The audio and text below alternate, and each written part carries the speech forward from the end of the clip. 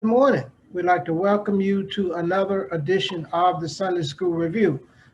This week's lesson is entitled Rescued from Doubt. It's taken from the 14th chapter of Matthew, verses 22 through 33. And in this story, this is the story of Jesus walking on the water. Now, in the 14th chapter of Matthew, this is where our lesson starts at verse 22. Now, let me set this up. This is Jesus has just fed the 5,000. And at this time, he need to get his disciples out of there. Uh, John, the book of John, tells us that they want to kidnap Jesus and make him king. Now, this is not the time.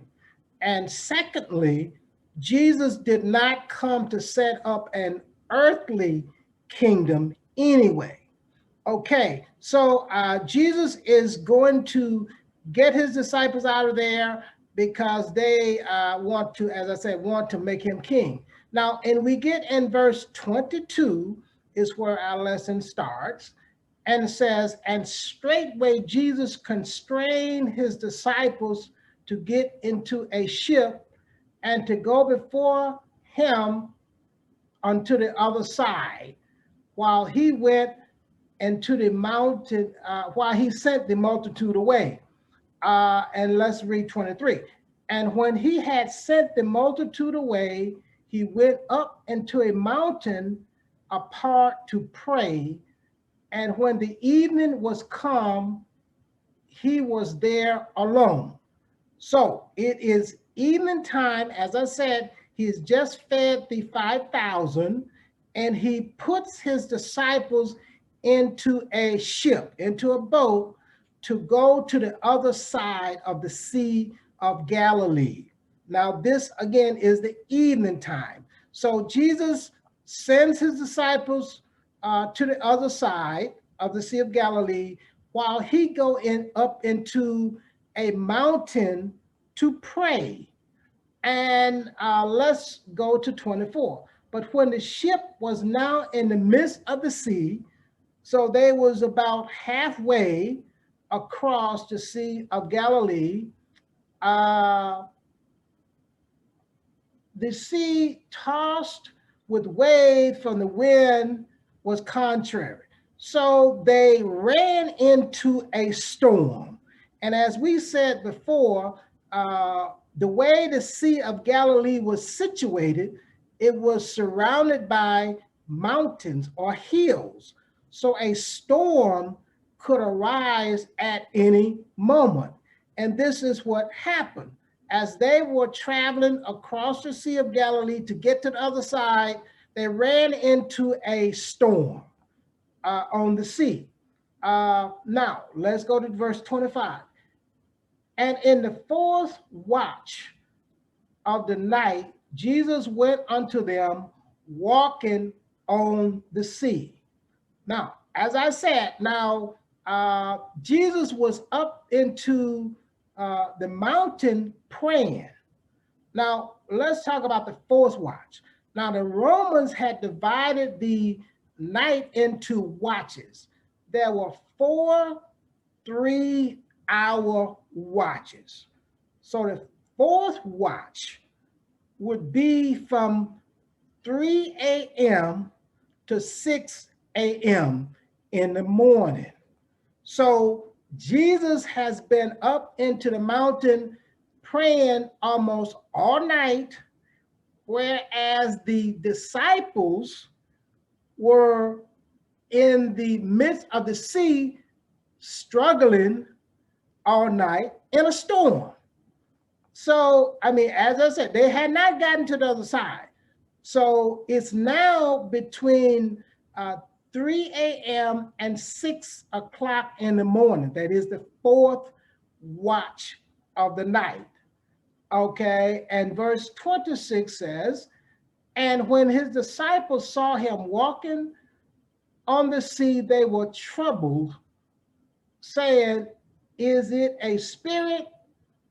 And they cried out of fear. Now, as I said, these were grown men. These were not Girl Scouts, okay? So they saw something walking on the water. First, they thought it was a spirit, and they was afraid. Here we got grown men, fishermen, grown men. They were afraid.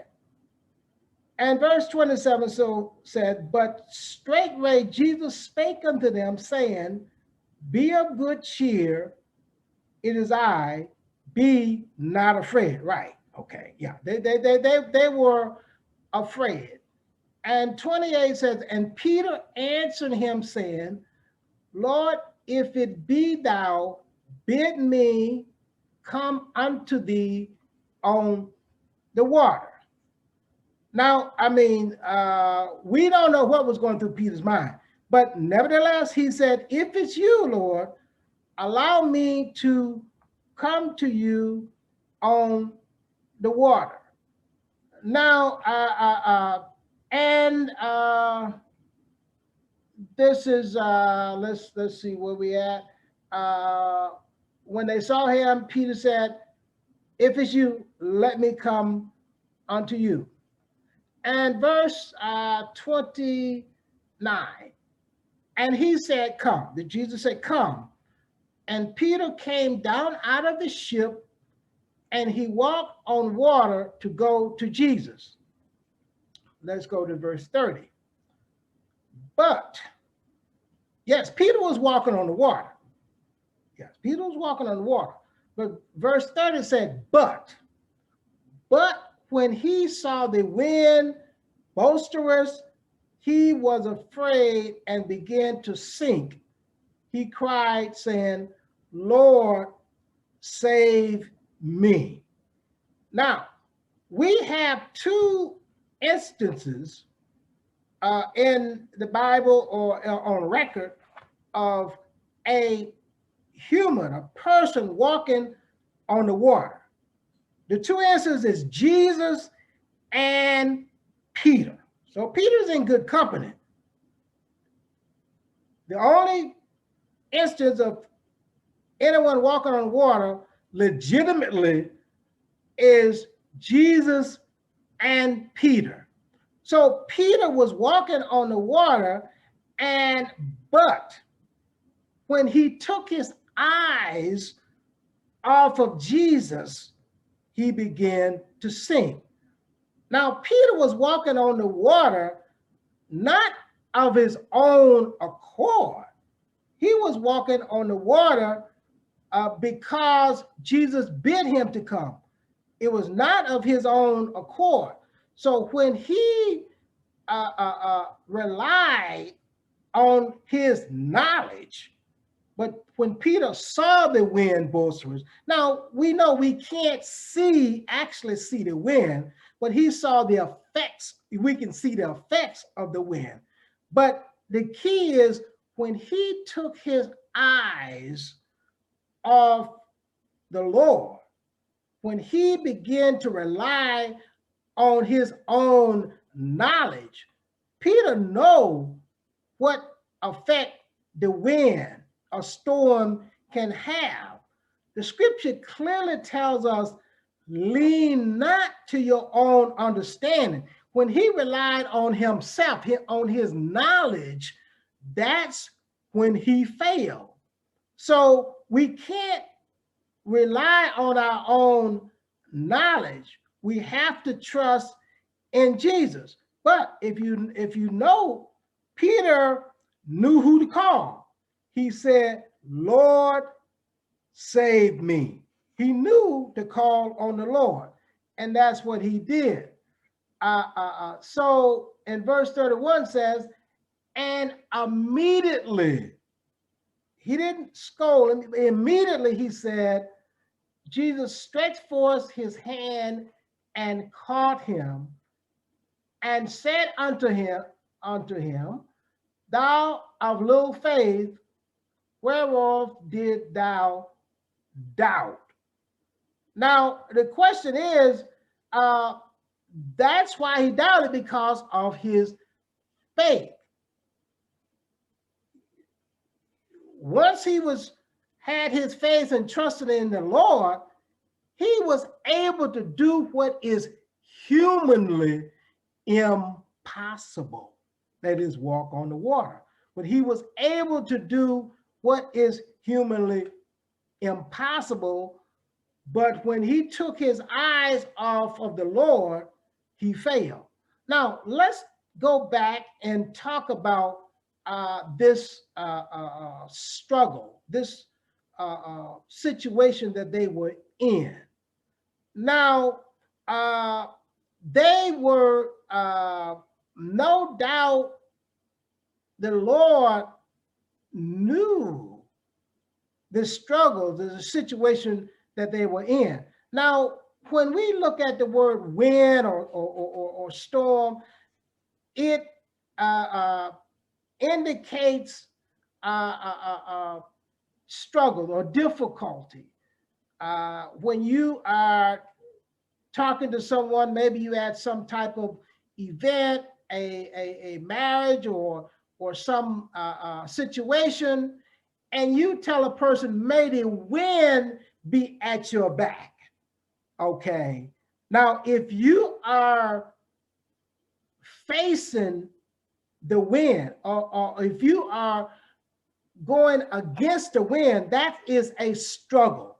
So this wind actually represents struggles or difficulties in life. Now, the thing about this is that in order to build strength and character, we need to experience some resistance. It's just like they say when you go to the gym, no pain, no gain. You want to build strong muscles, you want to build endurance. You're not going to say, I'm going to lift lighter weights, I'm going to run less. You want to build endurance, you want to build strength, you have to go through some struggle. Now, the idea is the Lord waited until the 4th hour. In other words, the Lord waits until we go through some struggles, go through some resistance. You know, just soon as you get into meet some resistance, he shows up. How are you going to build strength of character if you don't go through some struggle? So, but the Lord had not abandoned them. They were thinking, well, where are you now, Lord? And when we face our struggles, when we face our resistance, sometimes we may feel like the Lord has abandoned us. No, he has not. As we're going to see in this lesson, he has not abandoned you.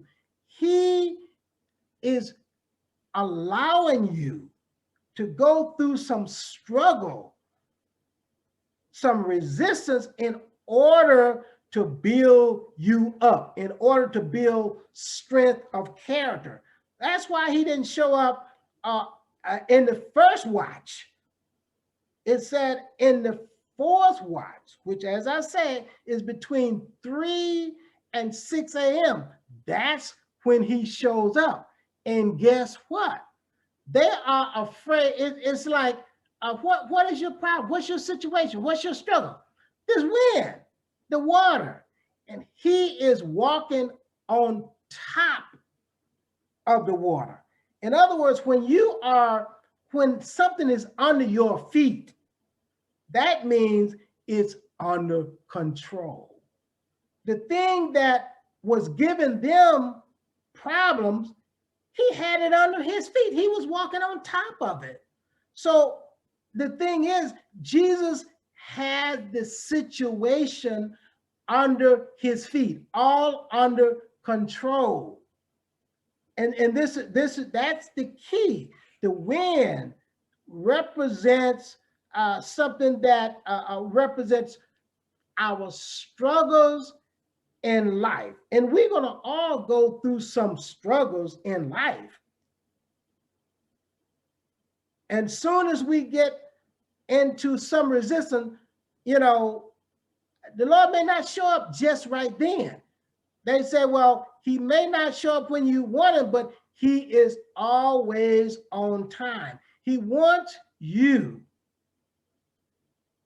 to go through something so you can build up your character, build up your strength of character. There's a saying that says, actually, I have it on my wall, that says pilots build up their reputation when they go through storm and tempest. So you don't build reputation, you don't build strength of character by not going through any resistance. And as I said earlier with the wind, if you ever travel, let's say in maybe a truck or pulling a trailer or camper behind a vehicle, and you traveling in the wind, that's a struggle. That's a difficulty. That's not easy, but it helps you to build up your character. So Jesus was no doubt praying for them and maybe even watching them as they were struggling all night. As I said, they got in the ship in the evening, and it wasn't until between 3 and 6 that Jesus showed up during the fourth watch. So, which means that they were struggling all night as Jesus was praying all night. So he didn't just show up at the first watch. As I said, he showed up right in the nick of time. And when he showed up, he was walking on top. He had the situation, the storm, the water under his feet. He had everything all in control.